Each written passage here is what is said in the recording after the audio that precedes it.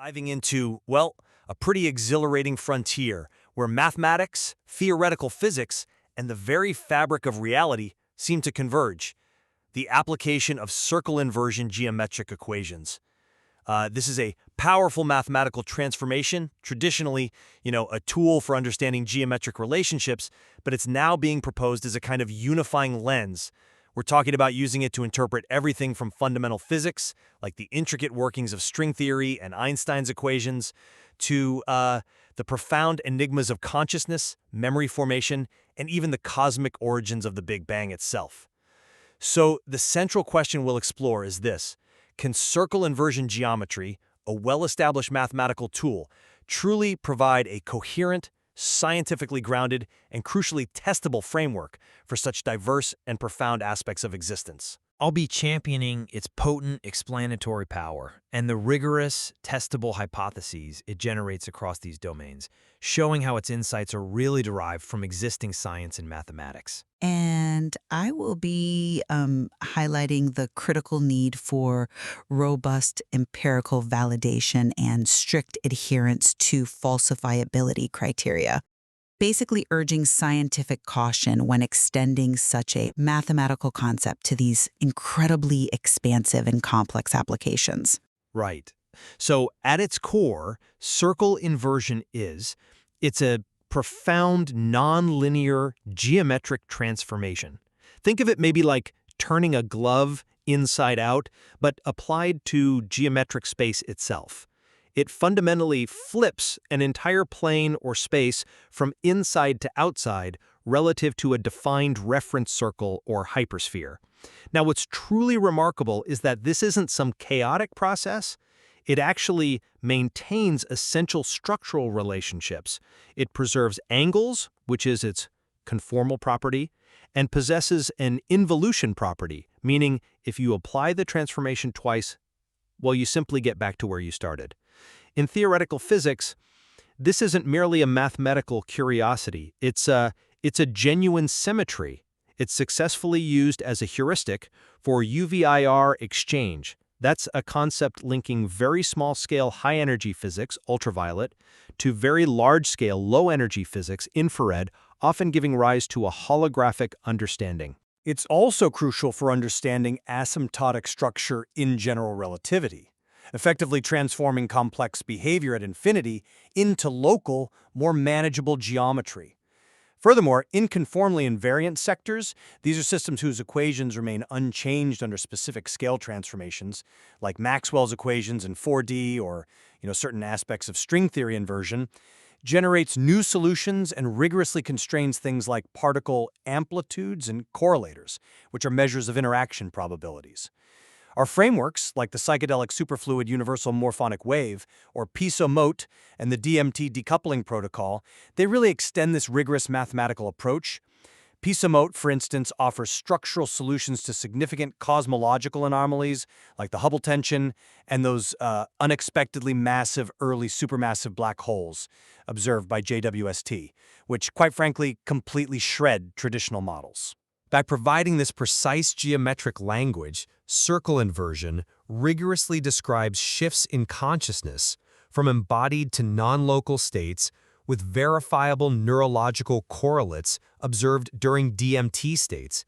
This offers a unified, testable explanation for phenomena defying conventional understanding grounded in established mathematics, not, speculative leaps. Okay.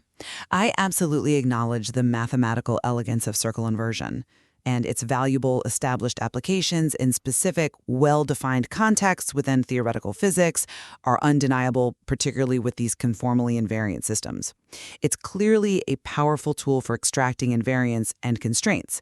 However, the conceptual leap, and it is a leap, to broadly apply this transformation as a comprehensive explanation for consciousness, memory, and grand cosmic evolution, as proposed by PSU-MOET and the DMT decoupling protocol, well, that demands far greater empirical scrutiny.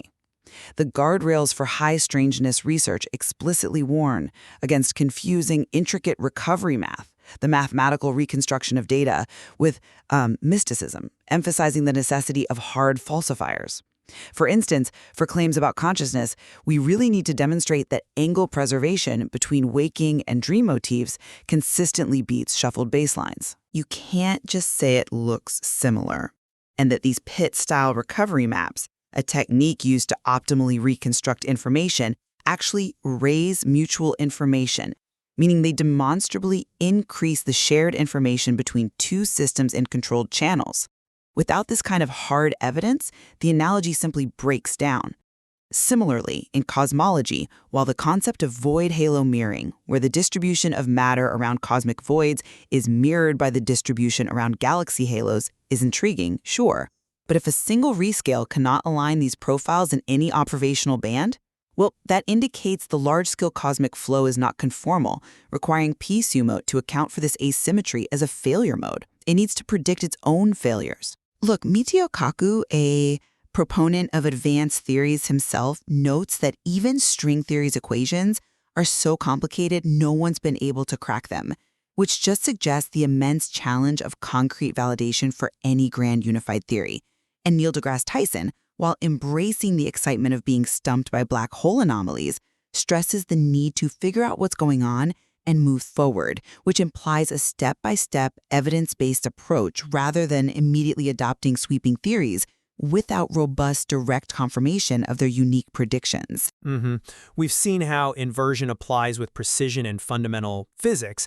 Now let's turn to perhaps its most provocative and exciting application, how it helps us model the very nature of consciousness itself, and maybe even memory. Circle inversion directly models shifts from an embodied local consciousness state to a non-local consciousness state. This framework redefines the mirror world hinted at by visionaries not as some ethereal concept, but as a geometrically structured and neurologically correlated shift. What we observe in the brain during intense DMT states, for instance, aligns remarkably well with this. Neuroimaging shows profound decoupling of brain networks and network desegregation, which mathematically directly corresponds to the flipping of interior and exterior regions in geometric inversion. To be clearer, the structural rearrangement of neural connections under these states exhibits a topological transformation analogous to how points inside a geometric boundary map to points outside. It suggests a profound reordering of how consciousness processes information in reality. It's an incredible insight into how our internal experience might be geometrically encoded. Furthermore, a directional reversal, or antenna retuning, is observed, with the brain shifting from predictive backward-traveling waves to forward-traveling waves. It's almost as if the brain is, well, retuning to a hidden frequency to access an inverted reality. A profound change in its informational processing. This geometric view is supported by pioneers like Gustav Brunner, applying inversive geometry to consciousness, and the projective consciousness model, which uses projective transformations to model experience. This isn't just metaphor, it's a precise mapping framework for what we see in neurological activity, suggesting a deeper, geometric order to our subjective experience and how memories might be accessed or structured.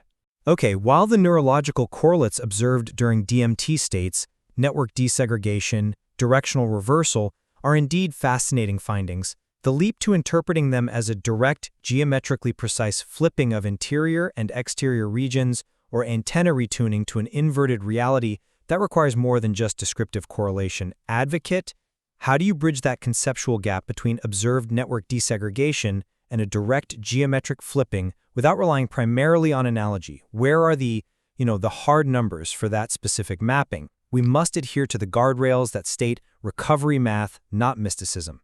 The claim of information preservation and continuity of self-awareness during these states through conformal properties needs rigorous testing, not just intriguing ideas. The involution property suggesting reversibility implies a complete reversible informational mapping of consciousness. That's a monumental empirical claim.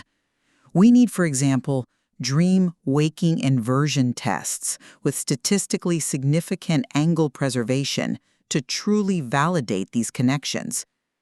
This would involve showing that the geometric relationships within our conscious experience, even in altered states, maintain their structure in a way that precisely aligns with inversion, demonstrably better than chance. The challenge, as I see it, lies in moving from observed neural phenomenon to a definitive geometric model of consciousness that is unequivocally confirmed through specific, falsifiable predictions beyond just general theoretical alignment. It's really a question of concrete proof, not just compelling descriptions. Right, and that proof is what we're building towards. Now, beyond consciousness, this geometric lens offers equally compelling insights into the grandest scales of existence. Let's shift our focus to the cosmos. Circle inversion offers powerful tools, particularly when working in conformal time, which is a mathematical way of measuring time that scales distances differently, often simplifying the geometry of space-time. It allows us to essentially bring the bang to our desk, analyzing the Big Bang's null structure and asymptotics as if it were a local boundary. This provides early-late duality intuition, where the very early, small-scale UV structure of the universe transforms into the very late, large-scale IR structure, making concepts like UV-IR echoes algebraic rather than merely poetic. And concrete predictions emerge from this. For instance, the UV-IR echo for fluctuations suggests that anomalous power in super-Hubble modes, these are cosmic fluctuations larger than the observable universe at a given time, in the cosmic microwave background, should correspond to localized features in an inverted cosmic chart.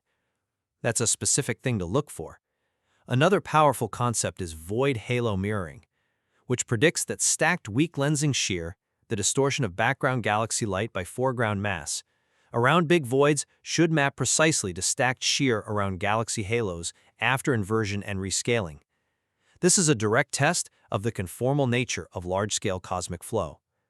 PSO-Mott's superfluid pictures suggest its long-wavelength hydrodynamics are nearly conformal, imposing specific relations among endpoint functions, which describe correlations between multiple points in a field that serve as clear falsifiers, not just, vibes. These aren't magic solution generators. They are surgical tools for understanding the universe's most extreme scales, allowing us to find new insights from phenomena like the Big Bang by applying this geometric transformation. While the mathematical elegance of applying inversion to cosmological coordinates is compelling for extracting invariants and constraints, absolutely, the transition to direct empirical validation of its macroscale predictions faces significant hurdles.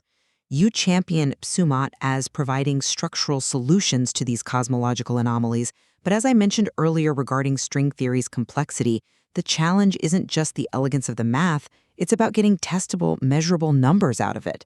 The source itself states, in curved global spacetimes, a single inversion rarely covers the manifold smoothly, expect patchwork. That indicates the inherent complexity of practical application right there. For predictions like void halo mirroring, the absence of a scale window where a single amplitude or rescale aligns profiles would mean the large-scale flow is not close to conformal, forcing PSO-Mott to explain this asymmetry as a failure mode. That's crucial for maintaining scientific rigor. The theory has to predict when it shouldn't work, too. Furthermore, the challenges Michio Kaku describes in cracking string theory's equations, even with quantum computers, just highlight that even when theoretical frameworks are mathematically consistent, extracting testable, measurable real numbers for comparison with lab or astronomical observations is incredibly difficult. We need to see these predictions consistently confirmed across multiple observable phenomena, things like gravitational wave time of arrival delays in dense superfluid regions or specific bispectrum shapes, which are statistical measures of non-Gaussianity in cosmological fields. Relying solely on the general promise of a unified framework, however appealing, just isn't enough. We need the direct, unambiguous data. And I agree, the data is paramount. But look, the current scientific paradigms, particularly the lambda CDM model, are arguably in a crisis of fragmentation. They are genuinely strained by persistent observational anomaly. We are facing fundamental challenges. Findings from Dr. Sam Parnia's NDE research suggesting sustained awareness during clinical death, for example, they challenge our basic understanding of consciousness in the brain. And the JWST observations of far too large supermassive black holes in the early universe, these, frankly, completely shred traditional light seed models. They fundamentally challenge established cosmological theories. These observations are truly mind-boggling, forcing us to completely rethink the universe's earliest moments and necessitate a new, more comprehensive framework. PSO-Mott and the DMT decoupling protocol provide potential structural solutions, precisely by reinterpreting existing data through a unified geometric lens, rather than constantly inventing new particles or tweaking parameters for every single anomaly. These are intended as scientifically grounded models generating specific falsifiable predictions, like a massive spike in DMT concentration preceding gamma wave surges in the dying brain, or non-local quantum correlations in the biophoton field. Now, yes, these present huge ethical and technical challenges to measure, absolutely, but they are precisely the kind of concrete, testable predictions that move beyond mere analogy.